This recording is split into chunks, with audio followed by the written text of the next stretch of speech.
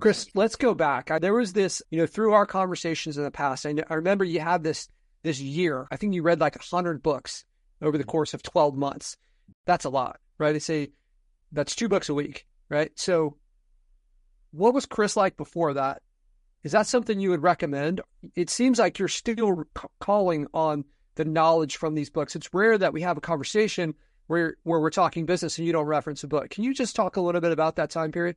Yeah, one of the things I realize is pioneers always die with an arrow in their back. There's no reason for me to ever try to be the first person to ever do something. There's so many people who've already been successful in every single thing I could ever think of. It's just like when you go, think about like back in the day when you're doing a lot of web design, you're a domainer. You probably had 1,000 domains that you owned, right?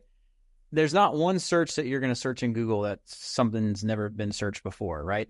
So I stopped and said, if I really want to learn how to become wealthier, how to become more successful, I learn how to manage money better, why don't I just go learn from people who've already figured it out? So I changed my consumption. I want you to think about a diet. So I'm on an interesting diet. I'm a pescatarian. I'll eat a lot of lentils. Eat a lot of almonds. I have to take iron pills because I don't eat meat, like besides fish. Like I'm on a very interesting diet. And what I learned is when I was on American Ninja Warrior, we didn't talk about that, but around that same time period, in 2015, my dad died. My mom had cancer for the 3rd time. I got motivated. I started building a Ninja Warrior course in my backyard.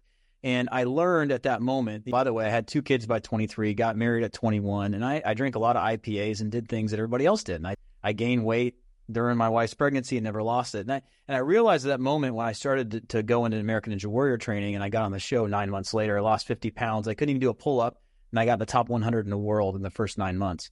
I realized that not just what I put in my body dictates how I look. I also learned that I had to put my mind on a diet. And I learned at that moment where I could be watching Netflix and I could be listening to podcasts and all these crazy things. But if I just channeled that same amount of energy that I put towards consuming really not great stuff that I was putting into my mind, and my diet was poor, and I got more focused on, let's go learn what other people know. Let's go learn what all the people that I want to be when I grow up already know. And if I could do that, I wonder how much perspective that would give me. I wonder how much of a leg up that would give me. So I gave myself a challenge. First thing I do, a little different than the average bear, Patrick, is I write my goals in permanent marker on my windshield, right up in the corner where the oil change sticker is. Been doing it for years, and I want to hold myself accountable. I want to be staring at that every day and having to use that as a guide, as a compass to make better decisions. Like, all right, should I be, okay, yep, I see it. That's my goal, like telling me to get myself in action. So I did that. And as I was driving a lot, I just started listening to books on Audible. And I didn't listen to 100 books that year on Headway or Blinkist. I did it on Audible. I listened to them. I read them on Kindle.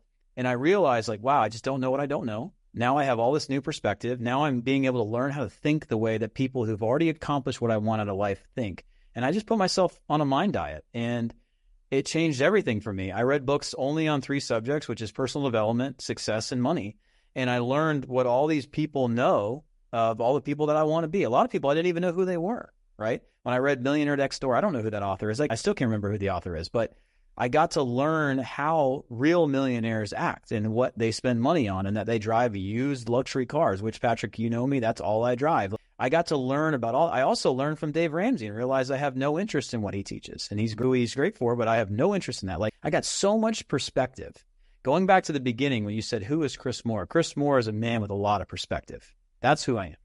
I'm somebody who is seeking new perspectives every day. I'm learning how to look at things from an omniscient standpoint, right? I'm someone, I want to learn how to look at the chessboard from an aerial view rather than stand there by a piece. And I think the only way to do that is to really open your mind, put your mind on a diet.